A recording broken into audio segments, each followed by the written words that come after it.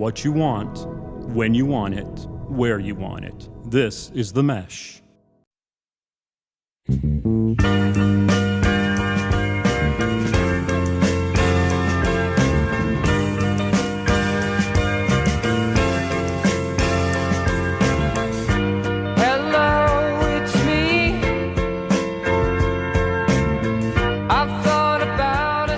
Ladies and gentlemen, welcome to episode 60, volume 4 of a special COVID-free edition of Big Fan. My name is Chad East, and I am not a big fan of gas shortages. For God's sakes, first COVID, now this, Hank? Second, Jennifer Lopez, a.k.a. J-Lo's relationships history. Seriously, J-Lo, can you go 24 hours without having a boyfriend? Dude, what's wrong with you? And last but not least, golf tournaments when the winning team shoots 19 under par.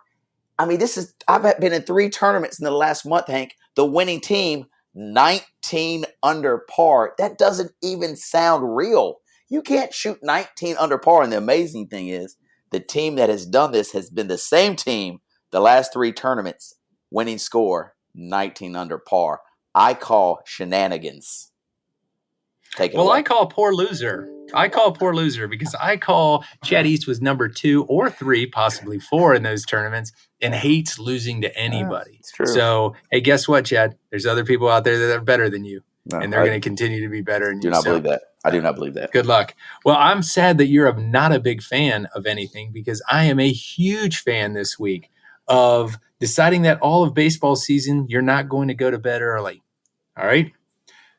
Fake celebrity challenging real boxers to matches in the anticipation of them getting their face beat in, and then thinking your son's 5th grade math is going to stump you, and then remembering everything that Miss Kreisman taught you in elementary school. Look at the big brain on Hank. I bet you felt so proud when you were able to do that short division quickly and correctly. Dude, is that what happened? Dude, I can tell you right now. He came at me with a problem, and I thought, this isn't going to be good. And I just, racked my brain, and all of a sudden I was Confucius. I knew everything. Oh, wow. I had a moment of clarity. Good for you, man. I'm sure your son was very proud, as you were very proud of yourself. Now, let's start here, Hank. So you've heard of the gas shortages sweeping the nation. I mean, overtaking the nation. It's chaotic. It's crazy. What's going on out there. Tell me, were you one of the guys or gals when you heard about the potential gas shortage, you hurried out to the gas station to fill her up, just like you would have done with toilet paper and, what was the other stuff? Antibacterial soap back when COVID started. Were you one of those guys where you said, you know what? It's going to be cool. I'm just going to lay low and everything's going to work out. Well, Chad, I don't know why you'd run out and go get gas when all these gas stations are going to have more gas come Thursday. And everybody that ran out yesterday to fill up their cars are not going to be at the gas stations. So, no, I did not go out and grab anything exceptional amount of gas. I didn't go get my gas cans from my house and go get those filled up. I didn't do any of that because you know why? There's going to be gas here, and it'll be here on Thursday. Actually, gas is actually here today. On my way into my home today, I was just driving by. There were gas trucks at many of the big gas stations around town. So they're all getting filled up. Everything is going to be just fine, Hank. So, if you had a weekend trip planned, which we do to Wilmington for a soccer tournament, the Wilmington tournament sent out an email yesterday that they were thinking about canceling the tournament because of the gas shortage. Thank goodness, though, they were going to make the decision tomorrow, so everything should be A-OK, and we'll be able to make it down to our soccer tournament in Wilmington. But just do think about this. If the gas shortage was an issue, and you drive all the way to Wilmington, and you play to your tournament, and it's 9:30 at night on Sunday, and you just finished the last game, you got a 5-hour trip ahead of you, and you go to the gas station, and there was no gas left, that would suck. What would you do? I guess you'd have to spend the night in the car. I'd hang out the beach one more night. I mean, my gosh, what are we worried about here, Chad? Let's make an adventure. Yeah, but Okay, some let's of us have treat to life work. like an adventure. Hank, some of us have to work on Mondays for a living. Some of us aren't graced by coming in Tuesday at noon, like some real estate executives that I know. We have to go into It's the working office on Monday. smarter, not harder, Chad. It's working smarter, not harder. Okay, I'm not going to apologize for this, and you shouldn't either. I just hope that you get on the bandwagon one day and you realize that there's a better way to do your job, and I figured out a good way to do mine. Well, Okay, congratulations. thank you. I hope the success continues for you in your real estate career. Hank, someone whose career just seems to be plummeting as we speak is J-Lo. I mentioned her in my intro. So she and A-Rod, they just split up. Within 24 hours, J-Lo is spotted at this concert with Ben Affleck. You know, they used to be an item. They used to be called Benifer. Now they split. A-Rod, J-Lo gets with A-Rod. J-Lo and A-Rod split. Now she's back being Benifer with Ben Affleck. Can the girl go 24 hours, Hank, just 24 hours without a dude around? Go to the beach with your girlfriends for a week. Spend some time with your kids. Go to a movie by yourself. Do what you got to do, but you don't always have to have a dude around. What is J-Lo's issue, bro? What is her issue? Well, obviously she's got a self-confidence issue. I feel like she's just, she's got to feel love from somewhere. Show me love, show me love.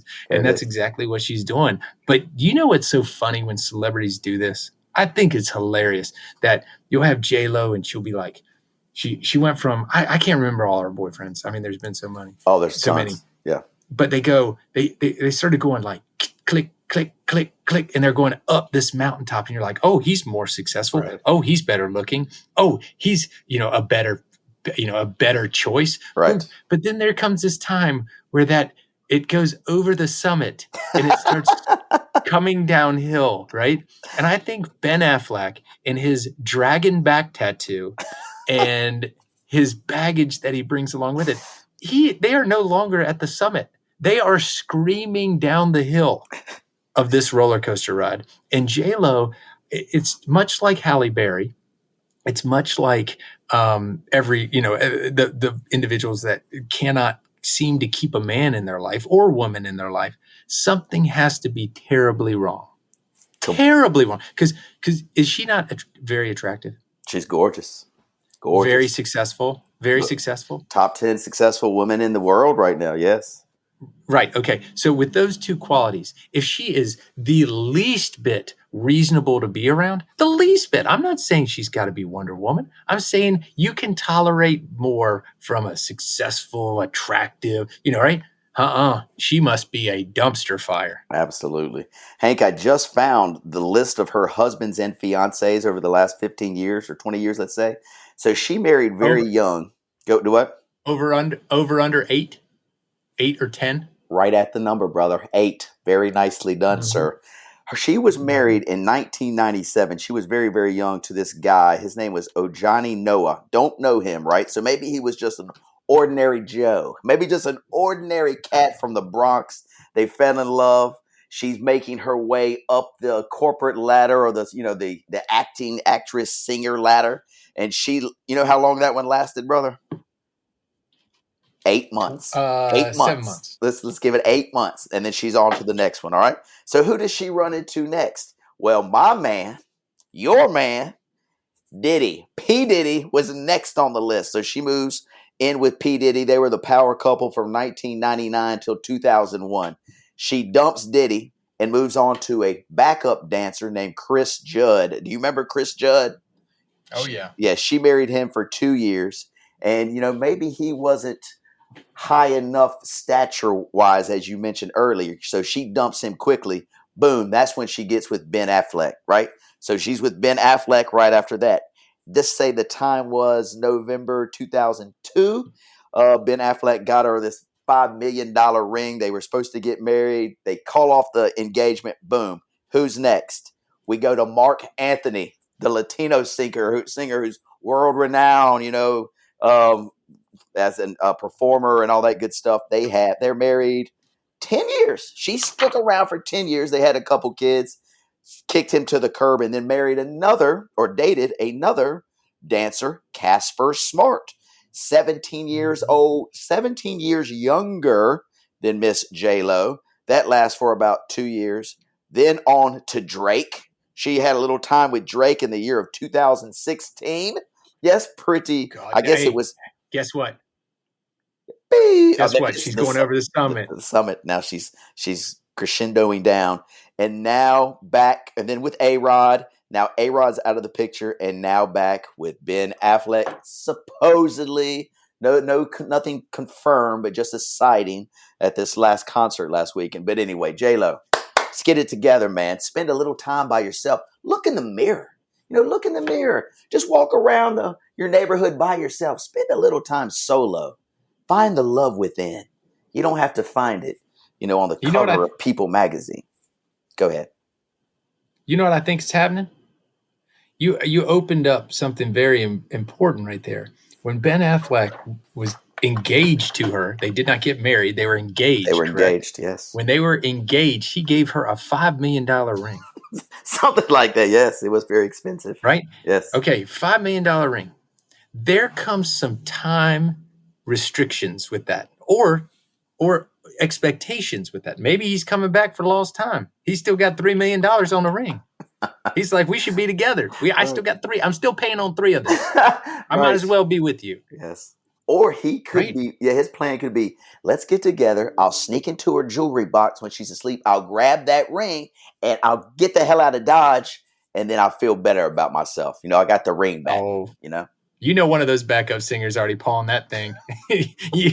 Mark and Anthony didn't need the money. Drake didn't need the money. But one of those backup dancers, they sure as heck came after it. Casper Smart. Yeah, I'm thinking Casper Smart, the second dancer. That thing got stolen and pawned quickly. J-Lo, I don't know what happened to the ring. I have no idea. Casper, he turned it into a big diamond necklace or something.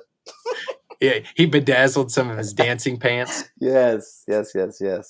Well, anyway, J-Lo, good luck, man. You can find love within your heart. It doesn't have to be found elsewhere. Love you, girl.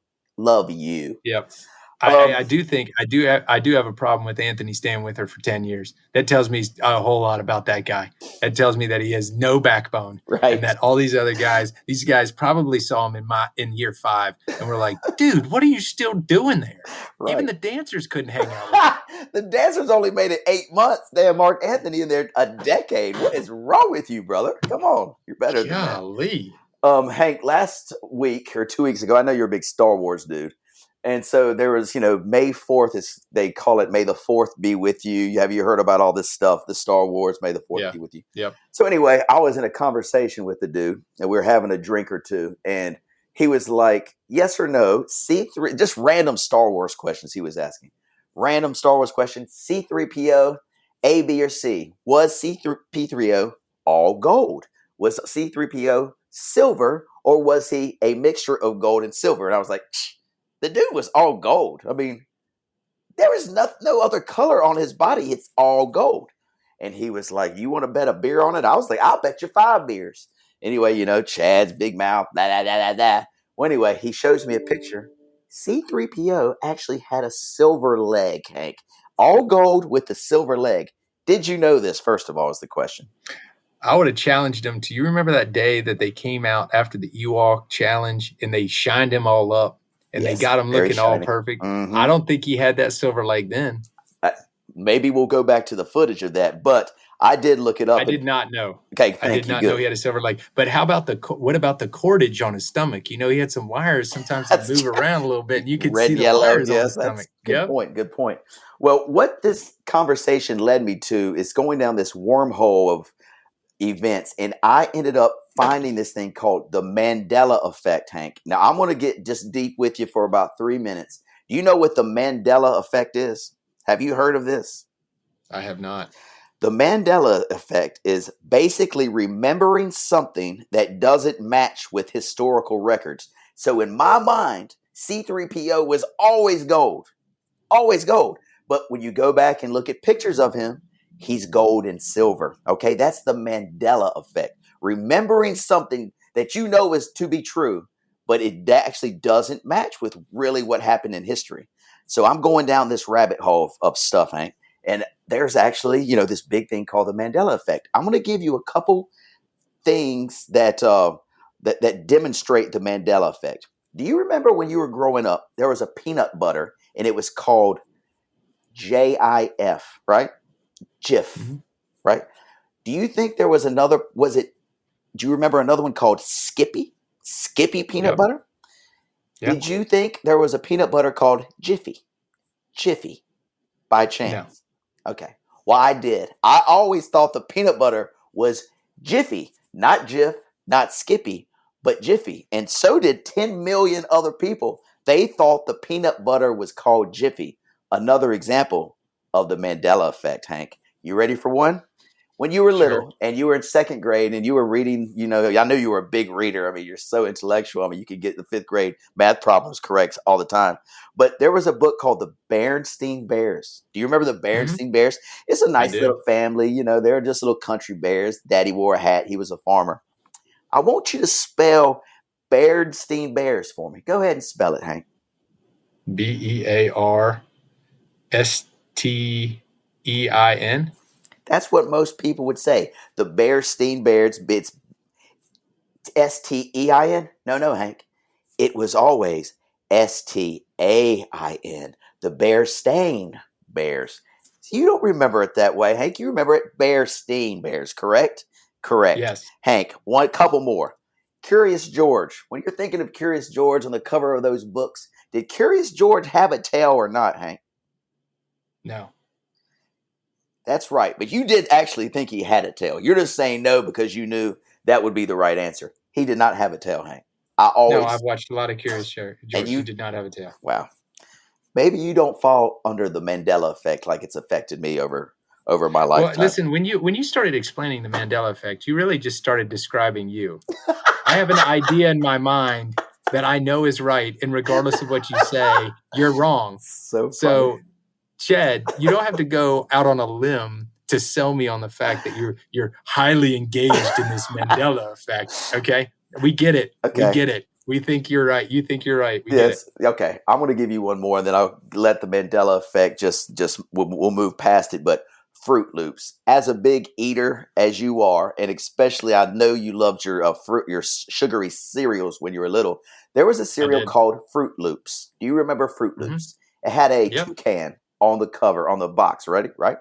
How do you think they spelled Fruit Loops on that cereal box? The word fruit. Let's focus on the word fruit. How did they spell it? Well, obviously, they did not spell it regular fruit. Obviously. But you thought it. Go ahead. Continue. Fruit. Exactly. But you would have remembered back it being Fruit. Correct, Hank? Yes.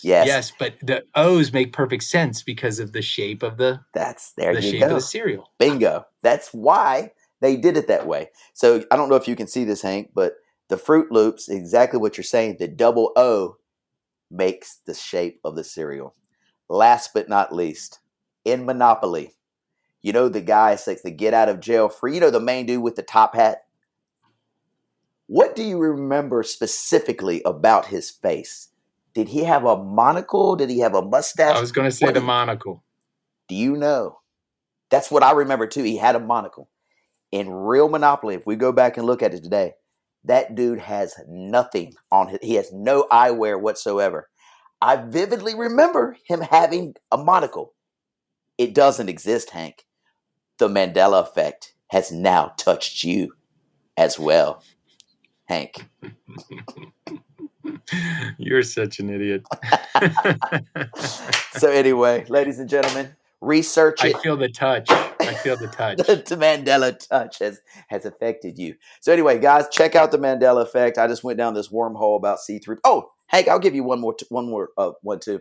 When Darth Vader in Empire Strikes Back, Luke is barely hanging on, and Darth Vader utters those words that have become just world famous. Everybody knows them.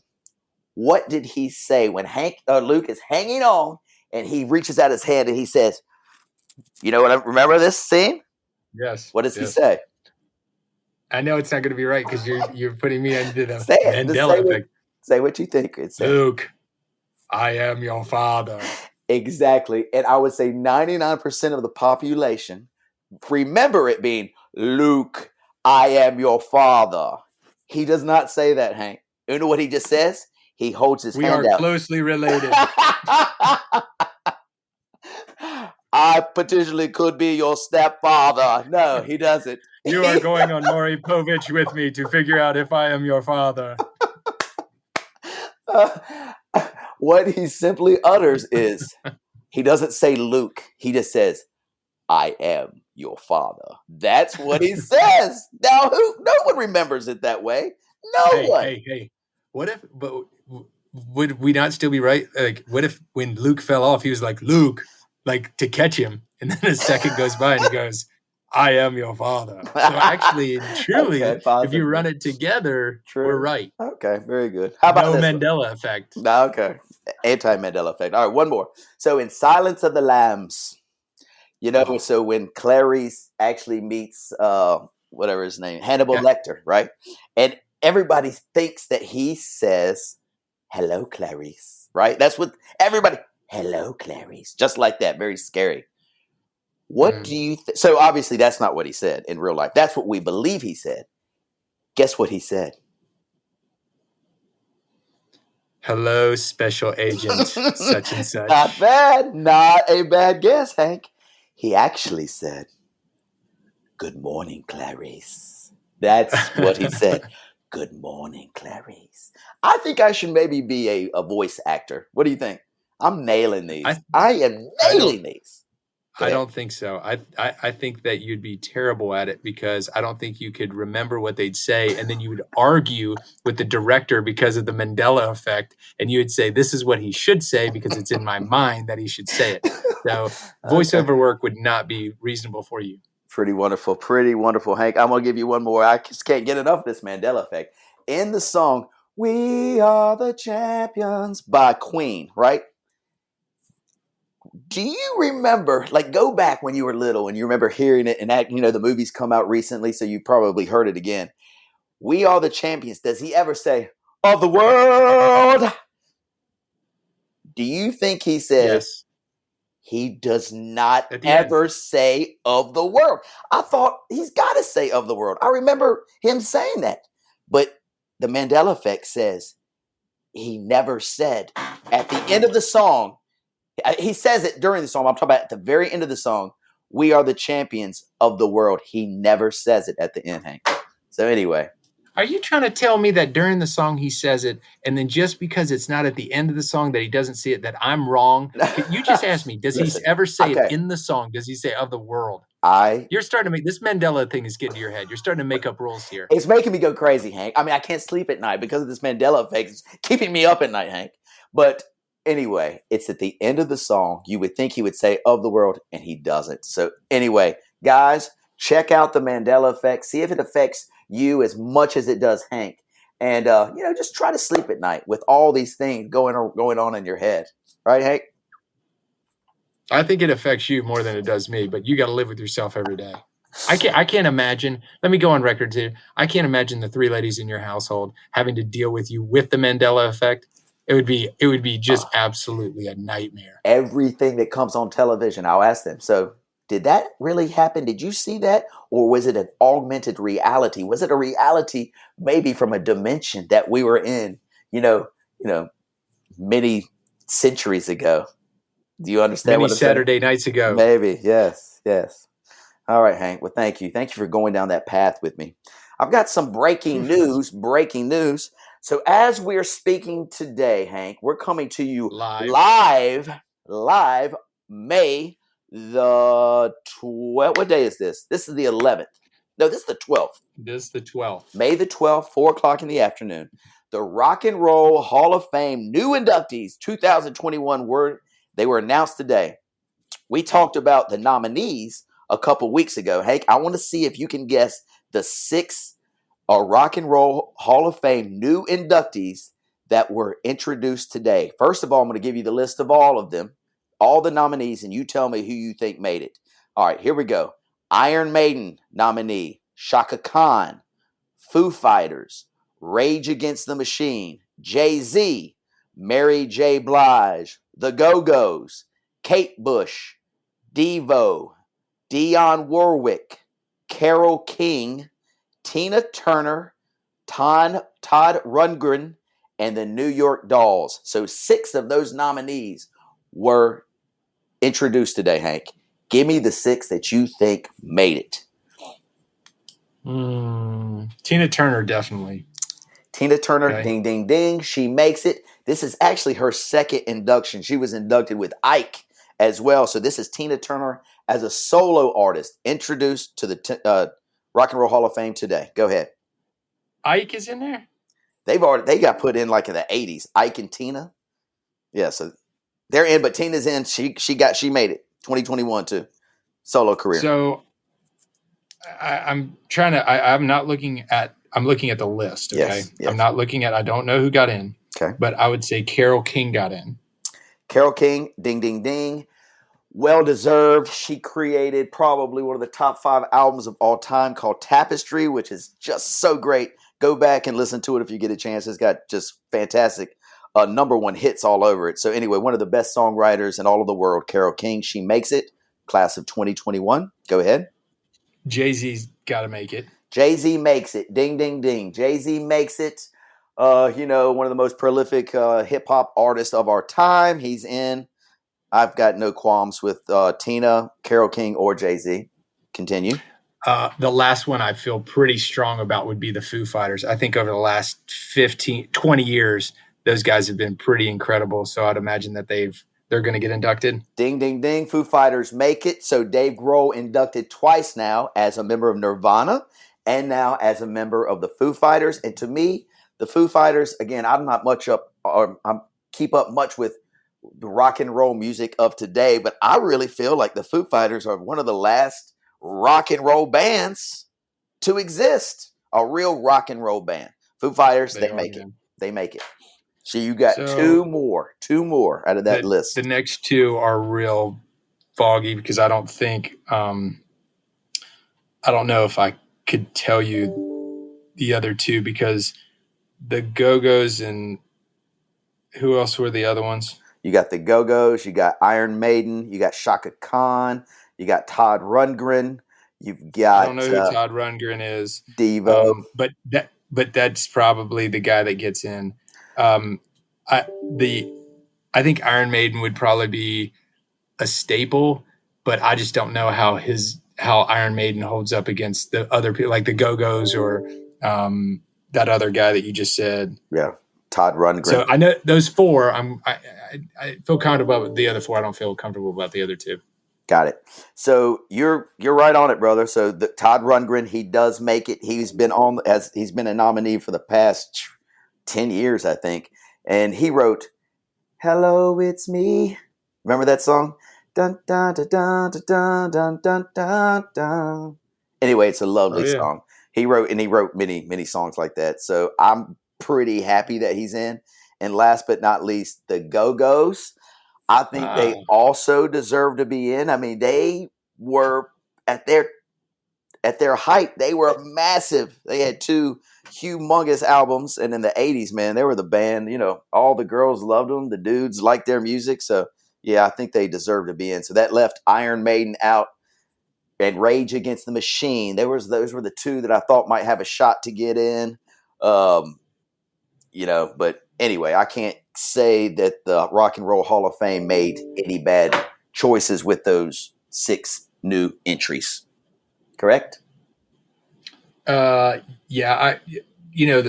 Rage Against the Machine, I think they weren't in the game long enough as far as I'm concerned. I mean, they kind of didn't their lead singer go down and do guerrilla warfare down in like South America or whatever? So, I mean, I love their music. I love Rage, but like compared to the Foo Fighters, I mean, the Foo Fighters are, like you said, they've been rock and roll. And, one of the greatest interviews I've ever heard in rock and roll is Dave Grohl when they were talking about, it was after Kurt Cobain killed himself and the Foo Fighters were kind of established. They'd have 5-6 years playing together. And Courtney Love had called him out and saying the only reason that the Foo Fighters are where they're at is because Dave Grohl was a drummer for Kurt Cobain. And Grohl had an interview and he said, "Listen, I am not taking away anything from Kurt Cobain because he was a great musician and a great bandmate and everything else. But I was playing my 3rd best instrument in Nirvana." Wow. This podcast is sponsored by Jackson Creative, a custom communication agency located in downtown Hickory, North Carolina, specializing in online content creation. To learn more, visit thejacksoncreative.com. Jackson Creative, we tell your story. And he was like, so I'm not taking anything away from him, but that was his band. This is my band, and I'm playing it to the fullest. And he was like, now go listen to her music. For sure. Love it. And so, I mean, I love Grohl. I love it when he gives beers to people in the crowd. I love it, He would be one of the, like, if you had a top dude. 5 list of who you'd want to sit down and, have a drink with, like, he would be on that list easily, right? No doubt about it. Yep. He would be one of the dudes. He's got a studio in California that he invites young bands out to and to record that they don't have money to record. And he's got all these amplifiers and all this equipment. And these kids come in and they don't have they're looking for this sound and they can't get it out of what they have. And he's like, points them over to this wall and it's got like 50 different amplifiers. And he's like, you could probably find it out of that one. Wow. And he's just changing careers. Yeah. So cool. So cool. Yeah, it is. Well, anyway, that's that Rock and Roll Hall of Fame recap. But, I was thinking about when we're thinking of Hall of Fames, what if you could be an athlete, a performer, or a singer or whatever, what Hall of Fame would you think would be the most prestigious? And I'm not going to take your answer because I think I know what it would be. Like some people, when it's sports related, say the Baseball Hall of Fame, that's the most important. That means the most. Or would it be the Rock and Roll Hall of Fame to a musician? I wouldn't think so. I think the Rock and Roll Hall of Fame is kind of sucks. Or maybe it's if you were the one that ate the hottest wings, in Texas, you get up on that board and get a free shirt. The top 100 hot wing eaters. What is the number one Hall of Fame for you, Hank? What would you consider to be? You're going to think I'm a homer, but I think the Baseball Hall of Fame would be the hardest out of all the sports. I'd want to be a sports Hall of Fame guy. I wouldn't, I think musicians, I think the Rock and Roll Hall of Fame and all those organizations are more about them than they are the musician. Sure. I don't think the musicians even care about getting inducted into that as much, but I feel like out of the sports Hall of Fames, I feel like baseball would be the hardest to get into because of the amount of numbers and it's difficult to get to the majors. I mean, you're one of the smallest percentages of minor leaguers that make it through there to actually get in the major leagues and to have a career, is incredible, and have a career that's good enough to get in there, right? Even more incredible. So I would say that baseball would be the toughest and the one that I would think I would want to be in. Mine would probably be, like maybe the Football Hall of Fame, because I just like the sport of football. But, I don't know if you heard this, this happened a couple of days ago, but, we were nominated for the Podcast Hall of Fame, Hank. And so, there were many, many, many entries, and, we made it to the, the final 953,000 spot, man. We were close. They take the top right 10. There. We were at 953,000. So we're close, bro. Let's keep doing what we do. And who knows, maybe in about 73 years, we're going to make it to the top of the Podcast Hall of Fame. Do you know where the city that the Podcast Hall of Fame is? Taylorsville. It's Roadhiss. It's Roadhiss, North Carolina. They've got this real awesome shack right on the water there that, you pop over there, collect your trophy, and you give a speech, and, then you go fish for crappie right outside. Crappie. Right outside. I've heard all about the crappie fishing. It's right there in Roadhiss. So anyway, let's keep doing what we do, Hank, and maybe one day we'll achieve glory. Hank, I think you had some stuff on your list that you wanted to hit me with today, and I've got a couple fun things too we can talk about. Well, you've got your own little things that you like to do, your little areas of expertise. Sure. But I've got an 11-year-old little boy who, when he's got some downtime, he likes to get on the internet and look at some stuff online. Okay. He likes to go to everybody's favorite search engine, which is, what do you say? The search engine that all the kids go to? YouTube. Yes. Right. Mm-hmm. They go to YouTube when they want to see something.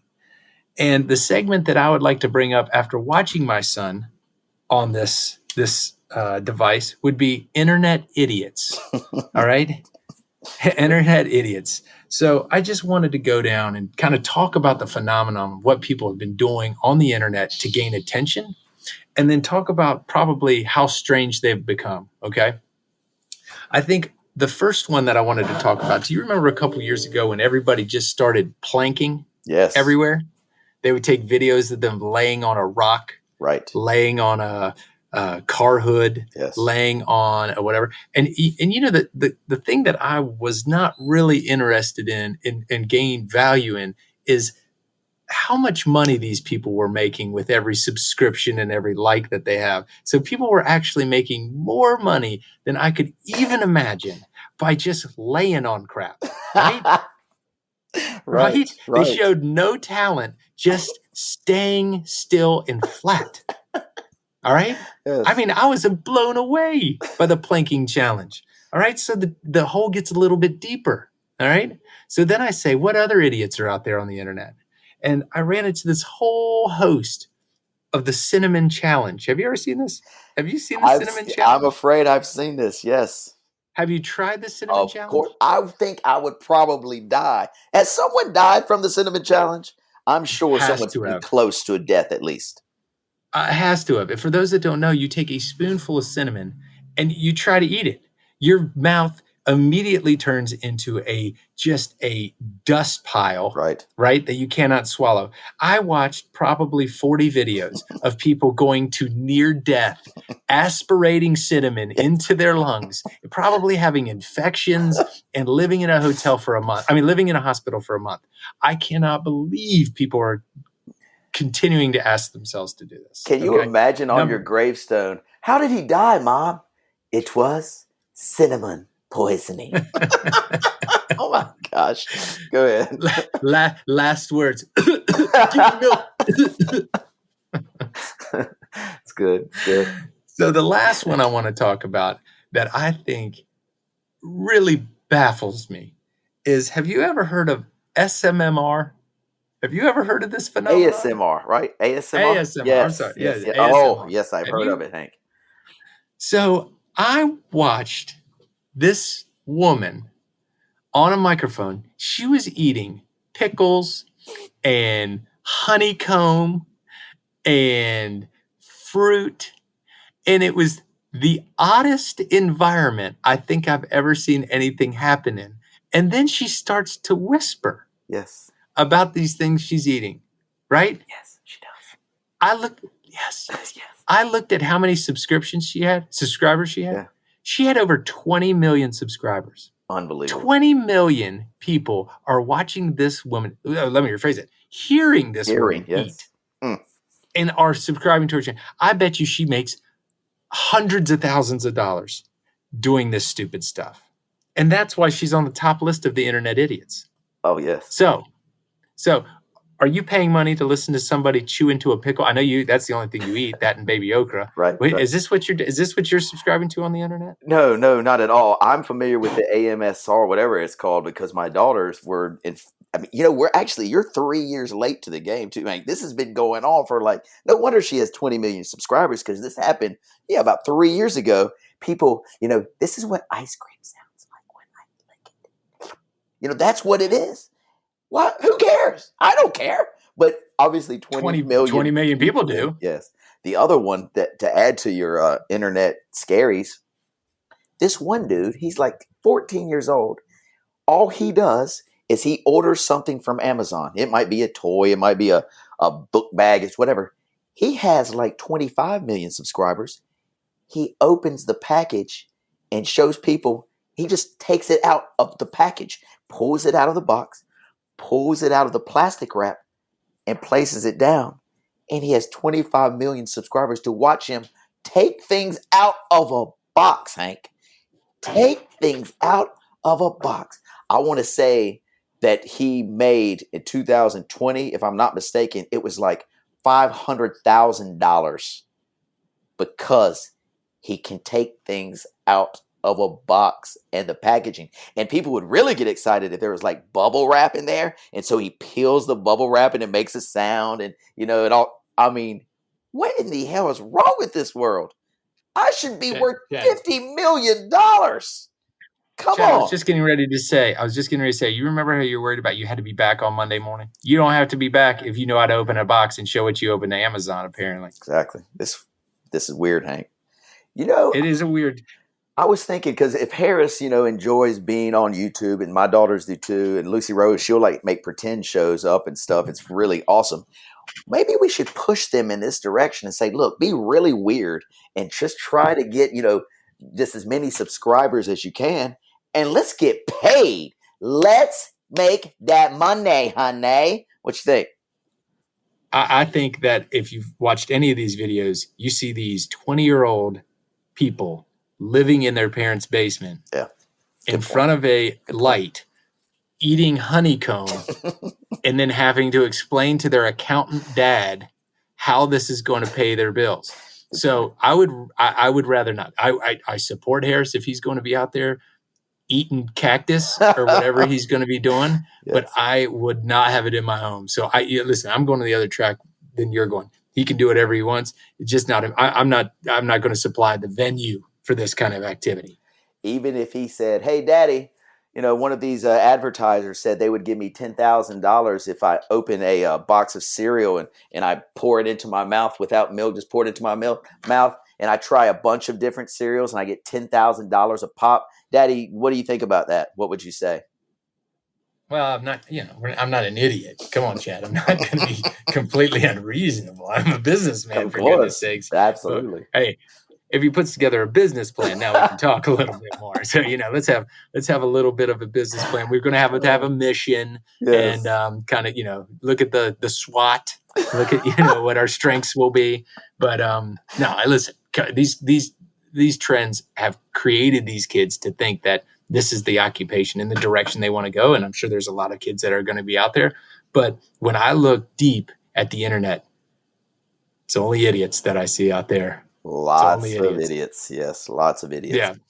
So that just a couple of them. We'll revisit them on next shows, but I just wanted to make sure that people are out there. And like you said, I'm late to the party, so maybe I have to figure out what the new ones are. Yeah, and if you figure it out, let me know, because I'm willing to sell my soul to the devil for a couple of advertisers giving me $1 million a piece or something for me. If I need to fall out of a chair and make it look real funny on the internet, or whatever I've got to do, I'm willing to sell my soul, Hank. This printing career of mine, it's okay, but I'm willing to give it up for becoming a YouTube sensation. I think that's what God put me on this earth to be, is a YouTube sensation. Just need to find my niche. I wouldn't question why God put you here. I wouldn't go much further. You're doing more with less. I got to tell you that. I've seen what you got going on. Good stuff. You're doing more with less. Good stuff, Hank. And now let's move into where God put you on this earth to do, Hank. You know it. I know it. He put you on this earth to eat, which leads us right into our segment of everyone's favorite, Taste Buddies. Come on down the road with me and let's taste some food and some snacks and other little things. Taste Buddies. Taste Buddies. All right, Hank, here we go. So a poll. I love it how the song changes every time. Of course it does. So a poll came out. Girl Scout cookies just had these big sales. They've sold out. Every cookie flavor is gone. But there are 5 Girl Scout cookies that stand above the rest of all Girl Scout flavors. And they did a poll, and now I have the top 5. First of all, before I ask you what you think the top 5 are, Hank, because I know you eat a lot of Girl Scout cookies. Give me your number 1 Girl Scout cookie. What do you like the best, Hank? The peanut butter sandwiches I like. Those are pretty good. Yes. I like those. Do you know that the peanut butter sandwiches actually have a name? It's a brand name. They're called the Do-si-dos. I found that out today. Never realized that. I just thought they were called peanut butter sandwiches, right? Yeah. Yeah. Do-si-dos. That's what I'm going to call them. Well, my favorite has always been the Samoas. Those caramel delights. I've always just been very fond of those. But here are the America's top 5. Coming in at number 5, it's the shortbread cookie. Pretty easy, pretty simple. People seem to gravitate to the shortbread. 4, what you love, the Do-si-dos. The peanut butter sandwiches comes in the 4th spot. Rolling into number 3, brand name Tagalong, I know as peanut butter patty. Remember, those are the I chocolate like covered those. ones. Pretty, like those. pretty fantastic. Pretty fantastic. Number 2, my favorite, the Samoa, the caramel delight. And number 1, by a huge margin, Hank, it's not even close. They make Nope. 7 times more of this cookie than they do of all the other cookies combined. Now listen to what I say. 7 times more of this cookie than they make of all the other cookies combined. It's the one that people put in the freezer. It's the one that some people they'll keep just year round. It's the simple Thin Mint. The Thin Mint is the number 1 Girl Scout cookie in all of the land, surpassing the others by 7-fold. So anyway, there you go, bud. Your Girl Scout cookie top 5. I don't think I could fight you on those. Those are all good picks, but I forgot about the peanut butter patty. That may be my favorite over the sandwich because it's a low budget Reese's cup is what it is. What it is. Absolutely. So instead of getting just 2 Reese's cup, you get a pack of that. You got about 40 Reese's cups right there, man. Right there for your liking.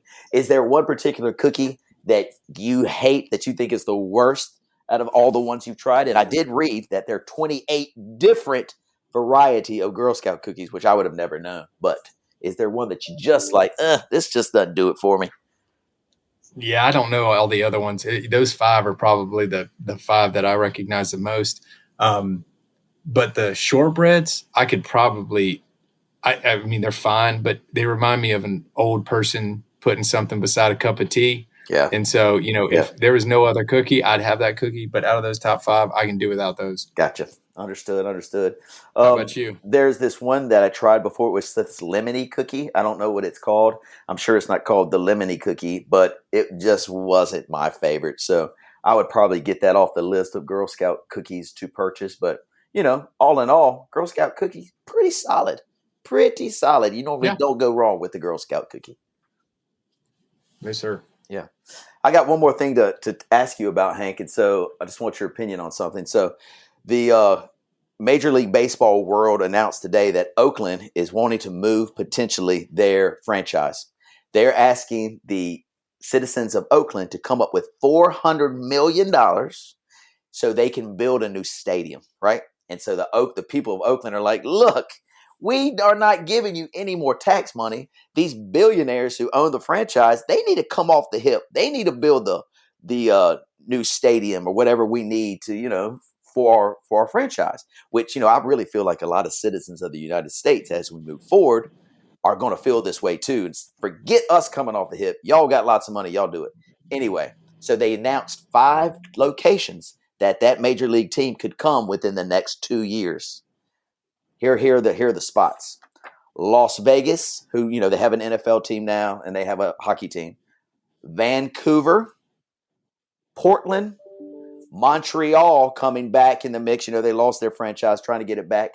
Nashville, and the favorite is Charlotte. They're saying Charlotte might get a major league franchise. Can you see Charlotte? We just got soccer in Charlotte. Can you see Charlotte supporting a major league franchise with everything else they've got going on? For sure. Yeah. For sure. When Don Beaver brought the Knights to Charlotte, his goal was to bring a Major League Baseball team to there, and they just wouldn't do it.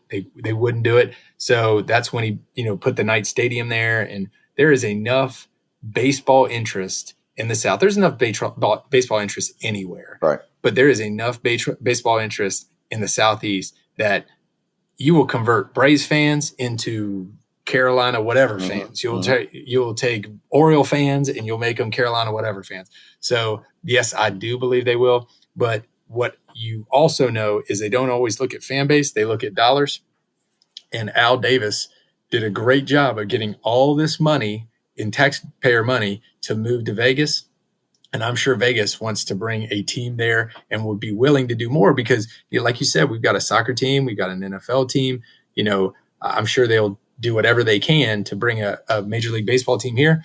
But those other towns are going to be competitive. So I don't know, and like what the city of Oakland is saying, man, these billionaires are not doing anything to get these stadiums built. Right. And that's crap because it ends up being they get tax breaks, which ends up being the citizen ends up paying for it anyway. Right. So I think that the billionaires should be forced to put some of their own scratch in the game. Yeah, no doubt. Well, we'll see what happens. It would be cool for Charlotte to get a franchise. I think Nashville probably is big enough now to deserve one too.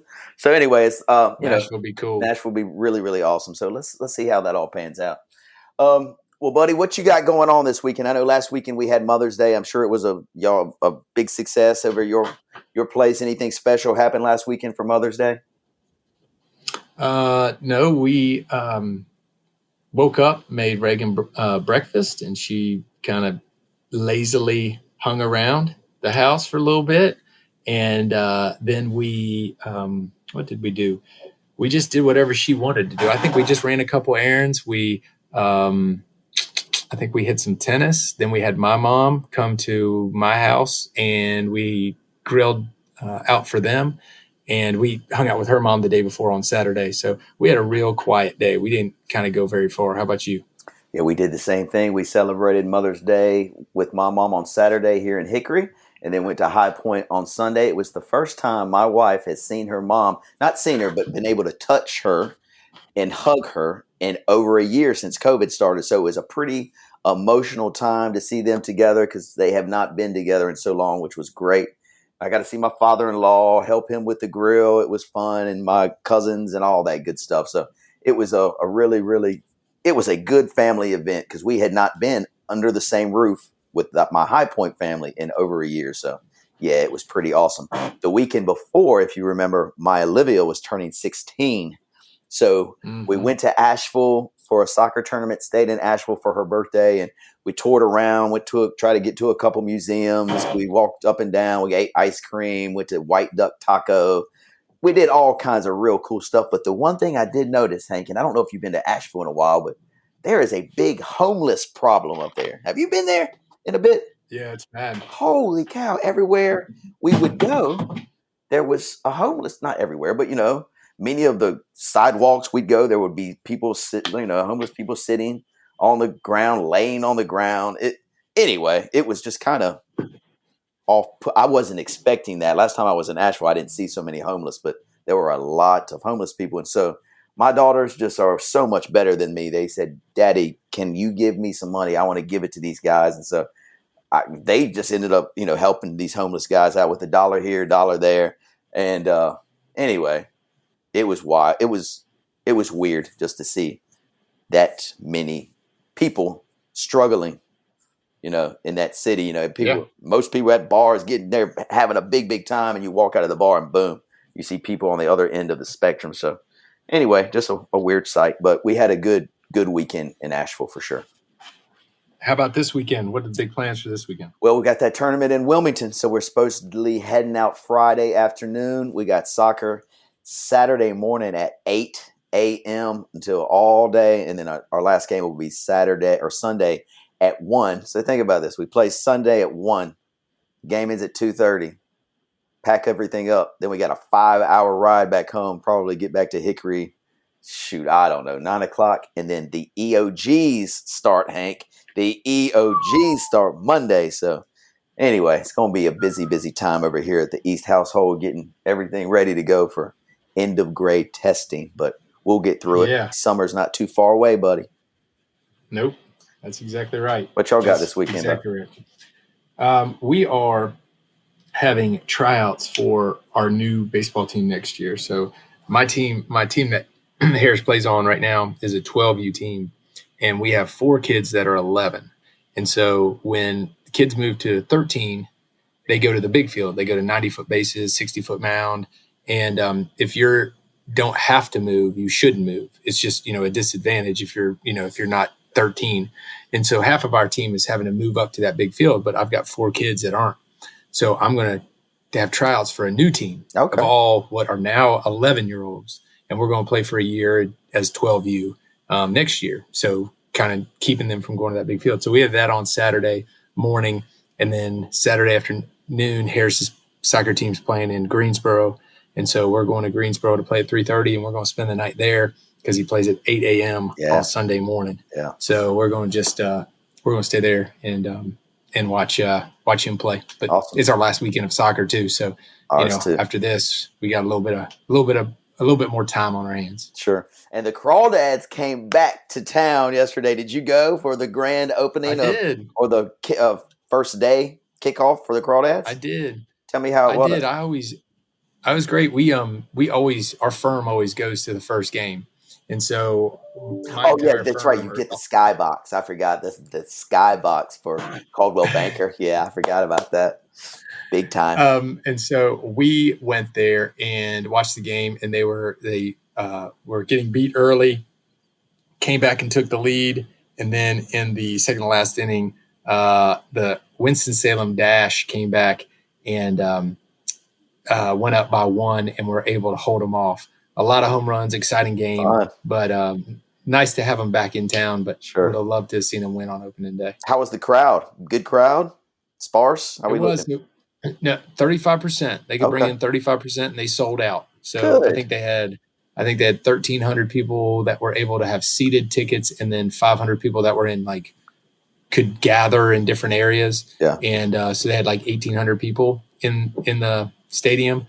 But they said that June 1st is when they go to full capacity. Yeah, 35% capacity and only one skybox, and that skybox belongs to Mr. Hank Eimer and Caldwell. There's more. Number one, only one skybox allowed for the opening day festivities. Man, congratulations, man. You've really made it. I got to tell you, you're really unbelievable. You have really Maybe you should be a better employer and invite your people to a game one day. Oh, maybe so. Maybe so. They need to produce more printing. Let them off. They need to produce more printing before we get the skybox. You understand? Unbelievable. Produce. Well, my friends, that is going to wrap up episode 59 of The Big Fan. Again, this one goes out to a special guy in all our lives who has been a listener from day one. And he's also our biggest critic, but we love him dearly. We didn't get to talk about this gentleman's party a couple weeks ago, but this one goes out to CJ Hines. CJ, keep complaining about the podcast. It just makes us stronger. It just makes us stronger. Any words you want to say about our special guy today, Hank? I'm glad he's leaving town. I got to tell you, I spend more time with this gentleman than most people do with their friends. And each time that I get to spend time with him, I feel dumber walking away from that conversation than I was before it all happened. So I will tell you tonight, he is playing in a doubles match at Lake Hickory Country Club at 6:30, which hopefully it does not continue to rain. And I am going there to hopefully watch them lose. That's what kind of friend he is. Would you mind if I join you and cheer for the other team? Could this be possible? It is possible because on Monday, half of our team played, and Mr. Thompson got a victory in singles, which it's been eluding him. Yes. And then I won with Mr. Lovern. And so we only need one more match to win this week. Yes. And it is up to them. And there's nothing that I would like more than to watch CJ and Mark Ugrich go down and not be able to win. So come with me, brother. 6:30. I will be there, sir. As long as the rain lets up, I shall see you there. And let's go, City of Hickory YMCA team, whoever you're playing. Let's go, let's go, let's go. Get it done. I might call them to see if I can help with their lineup. Perfect. To make sure I know who to put out there to help against the weaknesses of Hines and Ugrich. I love it. That's going to be a lot of fun. Well, guys, thank you guys for listening to The Big Fan. We greatly appreciate it. Don't forget to check out the other podcasts on our network, themesh.tv. Awesome stuff there, guys. Awesome stuff. And Hank, I look forward to seeing you tonight. And we'll see everybody else in 2 weeks. Peace.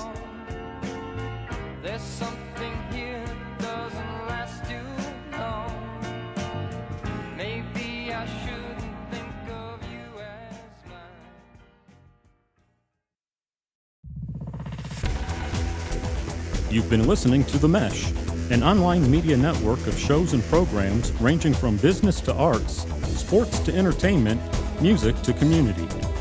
All programs are available on the website as well as through iTunes and YouTube. Check us out online at themesh.tv. Discover other network shows and give us feedback on what you just heard.